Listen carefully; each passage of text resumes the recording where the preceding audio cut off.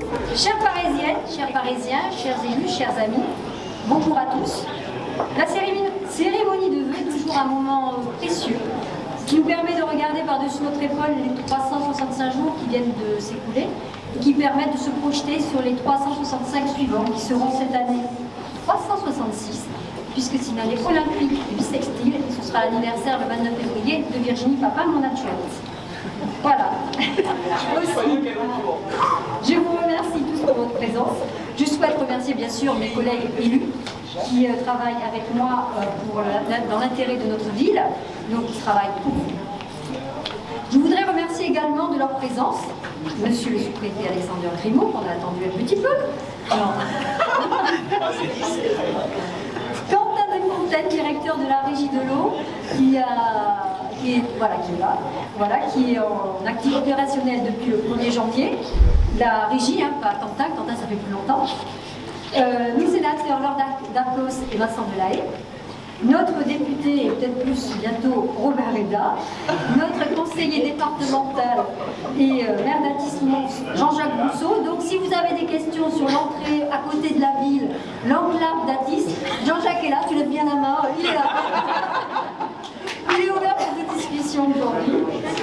Voilà, tous ont souhaité effectivement témoigner de leur affection pour notre petite ville atypique et je vous en remercie.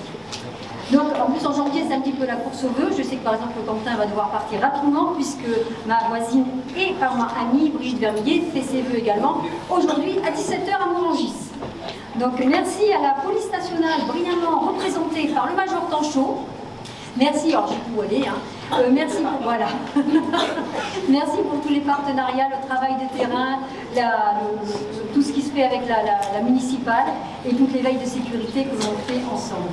Merci aux représentants du SDIS, et notamment au plus local des locaux, puisque c'est Stéphane Guillotino, notre pompier parisien. Mais merci à tout le monde.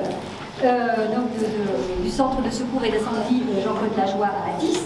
Je souhaite remercier nos associations avec les présidents, car l'engagement associatif est toujours tisse des liens de notre société, et le monde associatif montre chaque jour sa vitalité et son engagement au service des Parisiens. Et plus il y a de vie associative, plus on diminue les problèmes qu'on peut avoir avec les gens qui baladent n'importe où. Donc je souhaite remercier également le conseil municipal des enfants.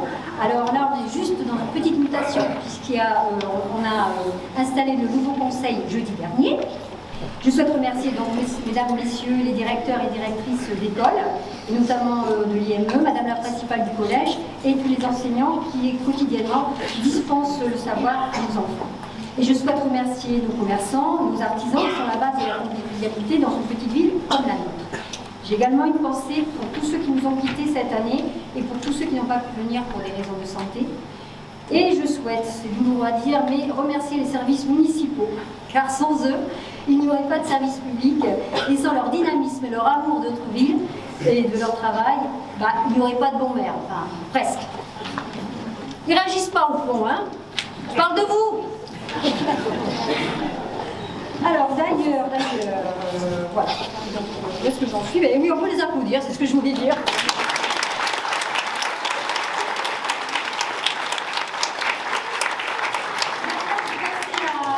La parole à Emile et donc ils vont faire chacun un petit paragraphe. Donc c'est les vieux du conseil municipal des enfants qui sont maintenant en 4e, donc qui n'ont plus la possibilité de participer directement au CME, mais qui participent quand même à l'activité de la ville. Vas-y. Madame le maire, mesdames, messieurs... Sinon, mets-toi à la gauche. Madame le maire, mesdames, messieurs les élus, parisiennes, parisiens. C'est un plaisir de vous retrouver ce dimanche. Comme vous le savez, notre mandat s'est achevé cette semaine. Semaine de transition avec le nouveau CME qui a pris ses fonctions ce jeudi en janvier 2023. C'est pour nous l'occasion de revenir sur ces 2 années de mandat et de présenter notre opinion. Nous sommes allés à votre rencontre lors de la rencontre afin de collecter des vêtements pour venir en aide aux personnes dans le besoin. En partenariat avec le secours populaire, nous tenons à vous remercier car ce fut un très beau projet et une belle réussite, car nous avions rempli le panneau de la ville.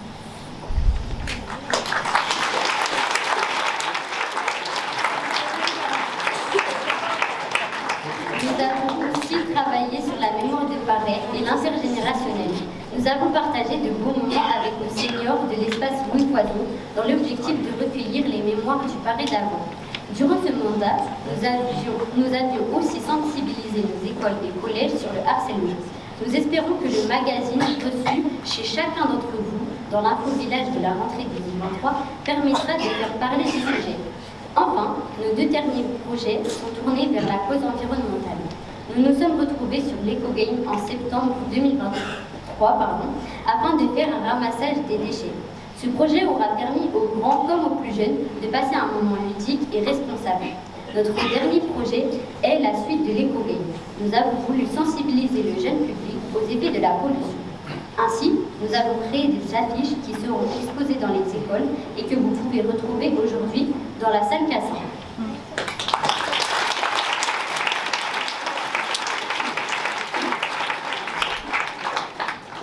En plus de ces nombreux projets, nous participons aux cérémonies de la ville, le dîner, le 11 novembre, l'inauguration. Nous avons eu de la chance d'assister au ravivage de la place sous l'Arc de Triomphe à Paris avec l'association du comité du souvenir du général de Gaulle, que nous remercions également.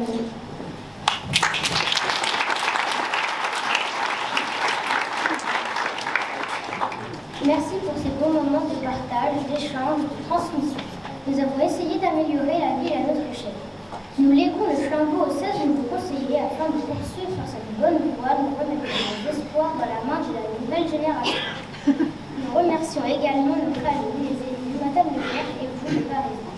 Merci également à tous les services de la ville qui nous ont accompagnés, et en particulier à Rabat et Laurine du service jeunesse. Nous vous souhaitons une très bonne année 2024. Merci.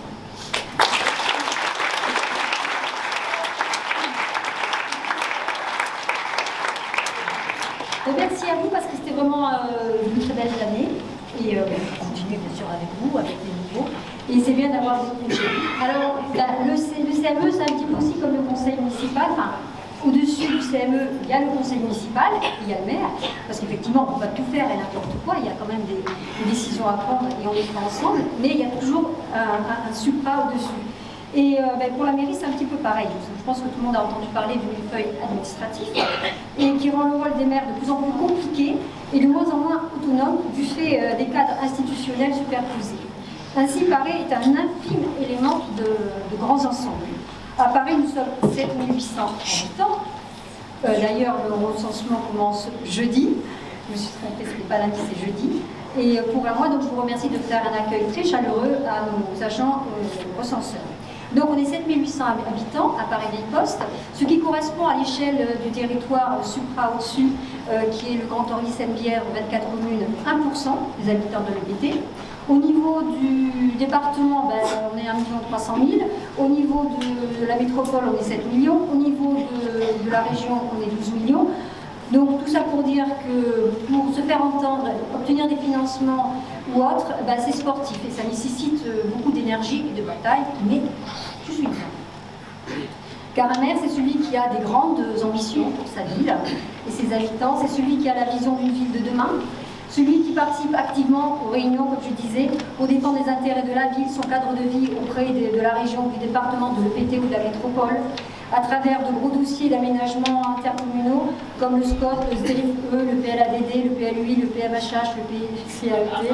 Voilà, des super acronymes qui cachent des investissements, des travaux, de l'environnement, des ajustements, des dérogations, des négociations, mais qui sont cependant indispensables pour cadrer et maîtriser le développement du territoire au sens large.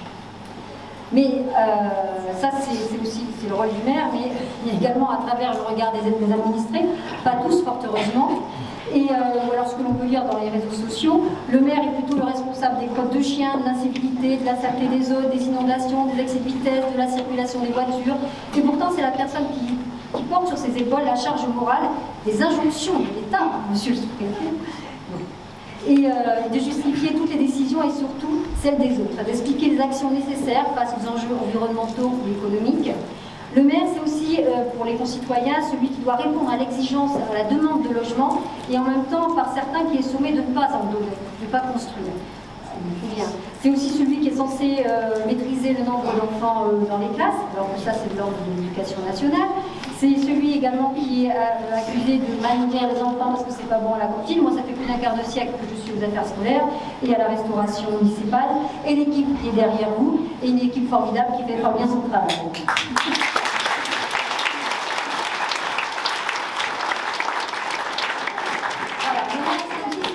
Faire comprendre les nécessités de restrictions budgétaires, de sobriété énergétique, l'augmentation des taxes des ordures ménagères, celui qui est comptable de l'égoïsme des uns ou de la négligence des autres, et également de l'invasion des moustiques tigres. Donc c'est un rôle qui est quand même très large, mais bon, la liste est longue. Être maire, c'est un grand écart permanent, et se voir attribuer des responsabilités que l'on n'a pas. Mais bien sûr, je ne me dépose pas, il y a aussi des responsabilités que les maires ont, bien entendu.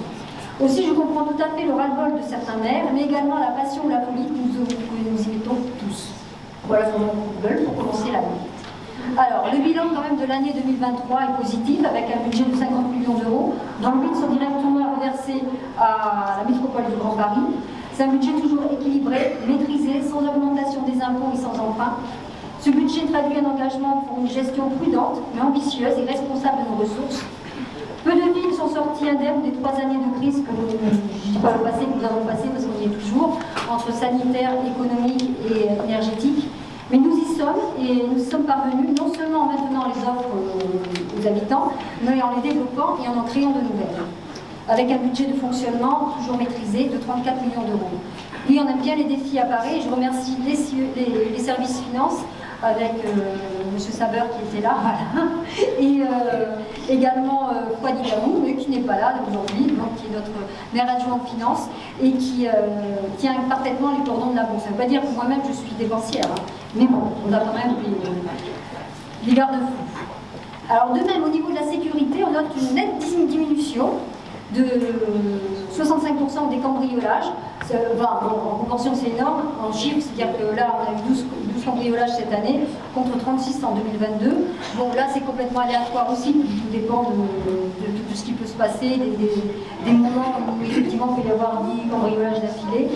Voilà, mais ça traduit quand même un excellent travail commun avec la police municipale, notre réseau de surveillance citoyenne et la police nationale. Merci, Major. Ces chiffres sont ceux du ministère de l'Intérieur, hein, c'est en toute transparence. Et pour rappel, ce n'est pas parce qu'il y a des gendarmes qu'il n'y a pas de voleurs. Hein. Le risque zéro n'existe pas et ce n'est pas de la faute du maire. Non, non, non. Alors, la ville, d'ailleurs, a été préservée au niveau des émeutes cet été. Je ne dirais pas que c'est grâce à moi, non. Mais on a quand même fait remonter toutes les actions que l'on fait à l'égard de la jeunesse.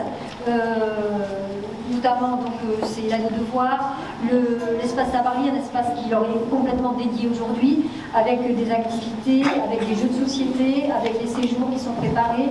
Donc tout ce que l'on fait autour de la jeunesse a été fortement loué et on nous a dit peut-être que c'est ça qui a maîtrisé tout épanchement au niveau des jeunes à Paris-les-Cousses.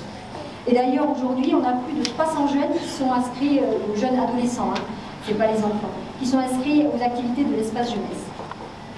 2024, c'est une année olympique, donc c'est pas que l'anniversaire de Virginie. On se met en mouvement et toutes les générations sont conviées au sport ouvert avec Sébastien qui est là-bas au fond, ce sont des activités donc sportives, variées, ouvertes à tous, seulement en famille, et dans nos gymnases ou dans les parcs. Et c'est encadré par le service jeunesse. Et ce n'est pas par hasard si au budget participatif de 2022 a été choisi le projet de fitness extérieur au parc Gaston-Jean-Villitch en libre accès. Et donc il a été choisi en 2022 et qui au budget participatif et qui a été installé en 2023, il y a un an je crois. Alors, parce que le sport est vecteur du lien social, d'épanouissement personnel, qui favorise le bien-être physique et mental, et nous aimons que les Parisiens soient épanouis. À noter que cette année, sportivement très particulière depuis les Jeux Olympiques, nous avons été également labellisés France Terre des Jeux 2024. Et petit clin d'œil à 2 sportifs locaux que nous avons. On en a parlé dans les journaux de la ville. Donc au mois de septembre, c'était Iman qui est championne d'Île-de-France de saut en hauteur et Wassim qui est champion du 400 mètres haies et on en avait parlé l'année dernière. Et voilà, eux sont des bons espoirs, mais pour les JO 2028. On a effectivement une jeunesse qui a de l'énergie, et l'énergie, on en a parlé toute l'année, et c'est pas terminé.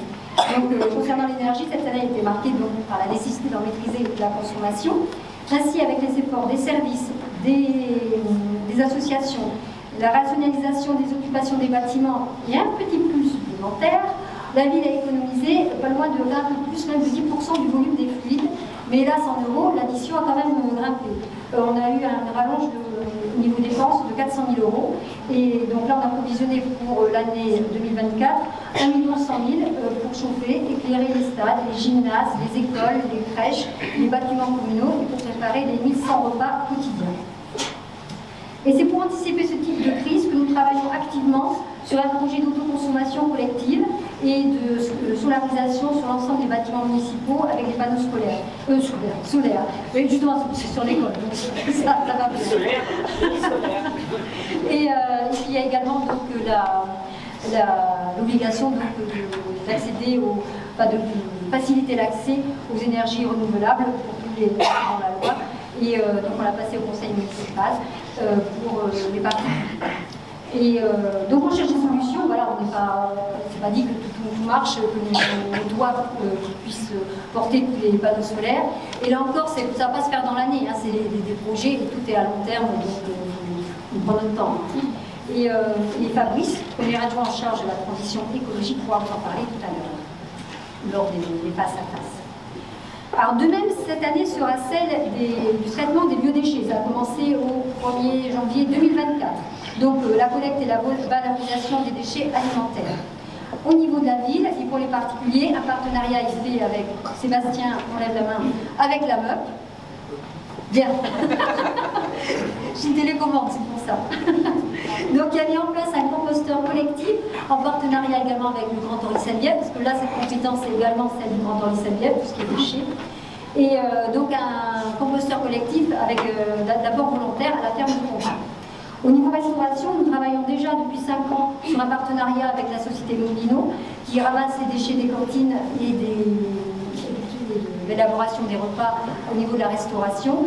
Et c'est envoyé pour fabriquer de l'énergie, de la méthanisation ou bien des fertilisants organiques. Voilà, et toujours dans l'objectif de valoriser les déchets, nous avons installé, alors ça c'était l'année dernière, me semble-t-il, l'année d'avant, des cendriers très colorés, parce que c'est un partenariat que l'on a avec la société Cyclope, et tous les mégots qui sont récupérés dans ces cendriers, là aussi sont revalorisés et sont traités à d'autres fins. On ne va pas recommencer ou refaire des cigarettes, je vous rassure. Côté travaux, nous avons fléché en 2023 un budget d'investissement de 16 millions d'euros. Mais que ce soit les travaux sur les services techniques, je les vois qui rougissent au fond, la salle Colbert ou le CCAS, là encore, en raison de la conjoncture économique et du contexte national et international, nous devons faire face à une grande difficulté de disponibilité des matériaux. Alors les dernières, c'est la moutarde, là c'est les fenêtres. Donc il y a également l'augmentation de leur prix sur le marché. Donc des retards, des retards dans les travaux, hein, c'est comme ça. Mais c'est pas grave, on continuera quand même, chacun à la fois. Et les lignes budgétaires seront provisionnées. Alors nous prendrons le temps qu'il faudra, mais on avance, toujours motivés. Nous entreprenons un nouveau projet d'envergure, dont on en a parlé. C'est le projet d'école Colbert, avec un début des travaux. Je suis toujours dans le doute maintenant, hein. J'avance à petits pas. Donc fin 2024, si tout va bien. Là encore, on travaille, savoir est-ce que c'est en site occupé, est-ce qu'on délocalise l'école. Enfin bon, je fixe les parents d'élèves, on en reparlera. Rien n'est acté pour l'instant. On se réunit, on parle, on réfléchit. Et là encore, je dis en toute transparence, la temporalité nous échappe complètement. Et donc pour la fin des travaux, puisqu'on ne sait pas quand est-ce que ça commence, on ne sait pas encore quand est-ce que ça se termine. Et ce projet, comme tout ce que nous portons, c'est pour vous, nouvelle génération. Un patrimoine résilient, éco-responsable, c'est ce qu'on souhaite vous laisser. Nous devons changer ce qui doit l'être et restaurer ce qui mérite d'être conservé. C'est pour ça que je suis toujours là. Hein. Eh bien, faire et voir très bien faire, prendre du temps, et ça ne se signe pas sur le coin de la table. Il faut un certain temps et de réflexion pour voir ce qui est le plus adapté à la situation. Les enjeux environnementaux sont devenus concrets, il y a urgence, nous le savons tous, mais l'aveuglement ou la naïveté, je ne sais pas, les intérêts économiques, les frilosités, les immobilismes politiques, mais là je cible personne, hein, ont retardé très fortement, il faut que je sorte de la salle quand même, les actions majeures. Aussi, aujourd'hui on est quand même face au mur. Le temps presse, bien que c'est en opposition à ce que je viens de dire quand je dis qu'on prend notre temps, mais on prend le temps pour bien faire. Et que ce soit au niveau mondial, régional ou local, les travaux, les changements d'habitude, c'est ça qui est aussi très important, les investissements qu'ils impliquent sont longs, coûteux, et souvent génèrent plus de mécontentement, de scepticisme que d'acceptation et de tolérance. Pourtant, ce travail n'est pas que celui des politiques publiques, c'est celui de tous ensemble. Alors ainsi, la perspective du T7. Alors, enfin, je ne sais pas que chez moi, mais on en a des petits. Vers la gare de Juvisy est une belle opportunité pour nos mobilités propres et nous devons accepter le coût.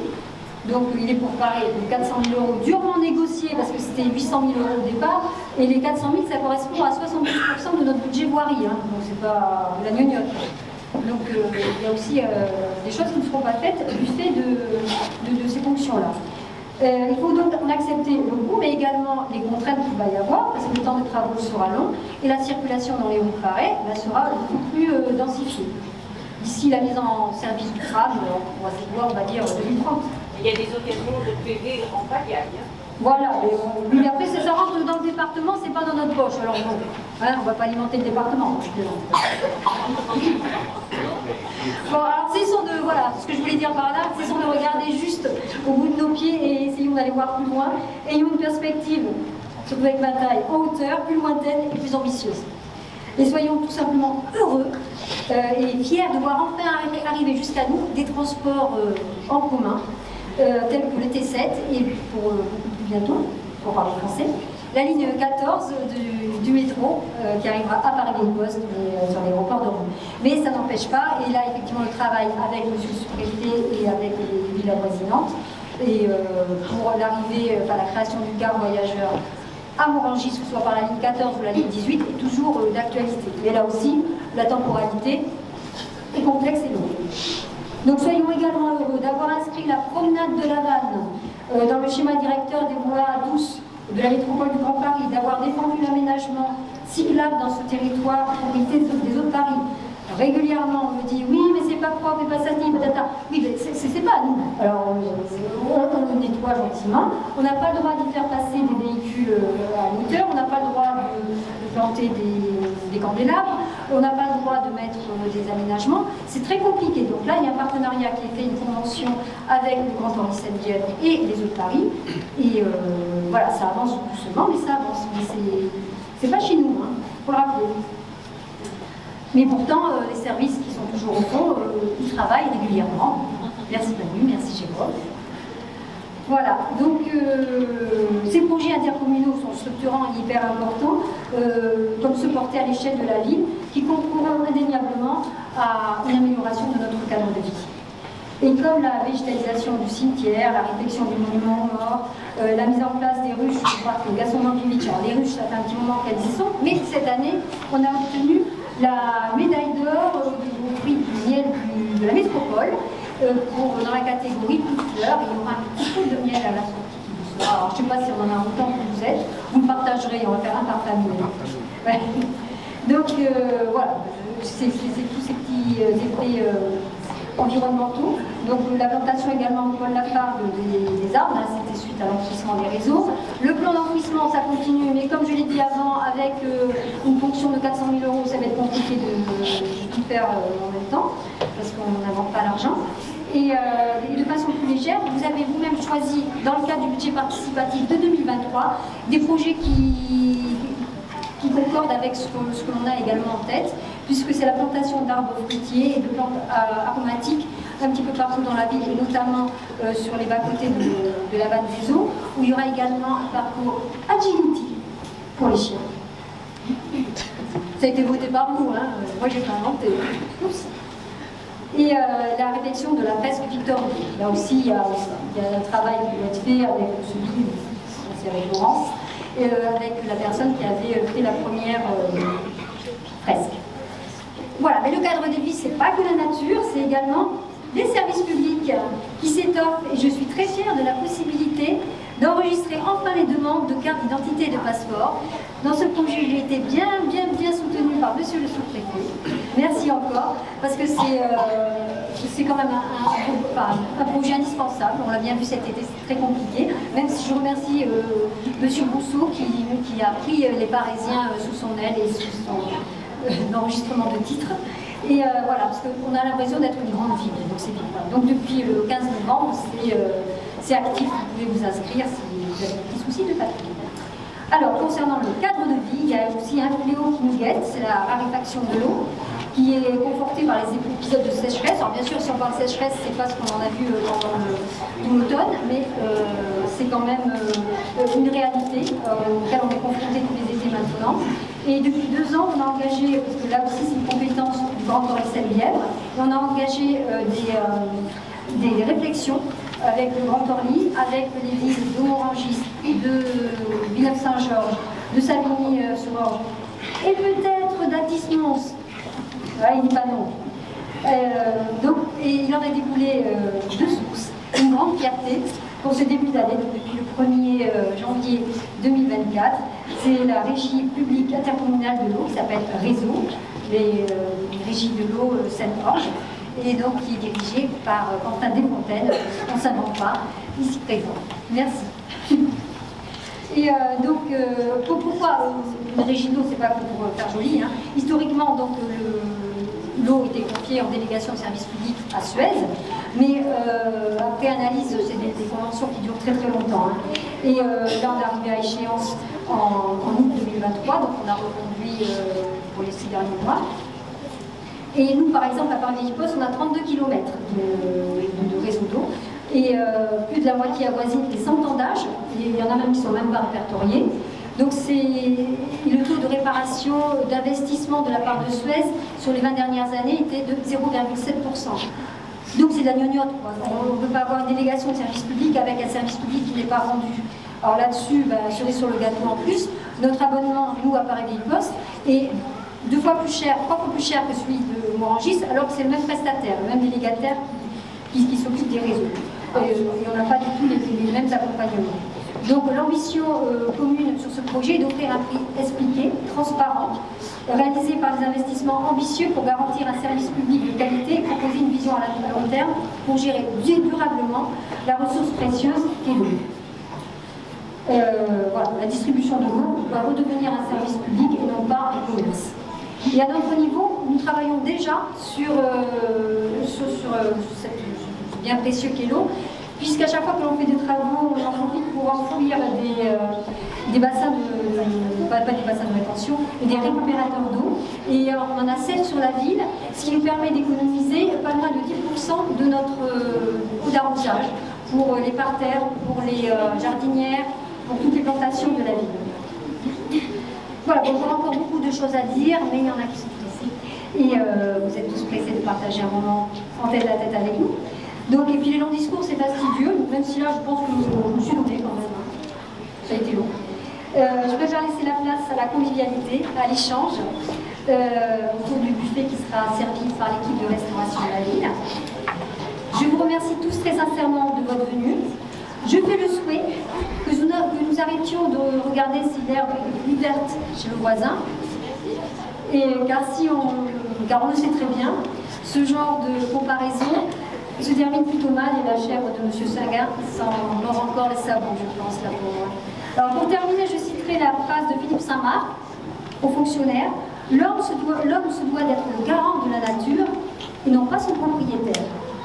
Et c'est sur cette phrase à méditer que je vais vous souhaiter une belle et heureuse année à vous tous, à vos proches, remplie de bonheur, de richesse, d'épanouissement, de réalisation dans vos projets et de santé, et faisant preuve ensemble d'optimisme, d'ambition, d'audace pour défendre les intérêts de notre ville et rendre plus clair l'herbe sur laquelle nous